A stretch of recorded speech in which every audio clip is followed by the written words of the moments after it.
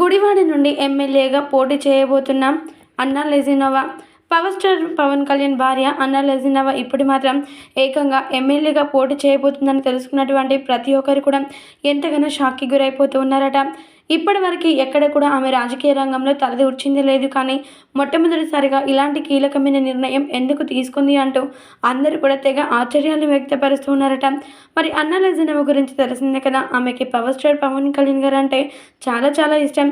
ఒక్క మాటలో చెప్పాలంటే పవర్ స్టార్ పవన్ కళ్యాణ్ కోసం తను కట్టు బొట్టు అంతా కూడా మార్చుకొని పూర్తిగా భారతీయ స్త్రీగా మారడం మాత్రమే కాకుండా సనాతన ధర్మాన్ని సాగిస్తూ ఉంది. ఇక పవర్ స్టార్ పవన్ కళ్యాణ్ ఏ మాట అంటే ఆ మాటలో నడిచే గొప్ప భార్య అని చెప్పడంలో ఎలాంటి సందేహం లేదు.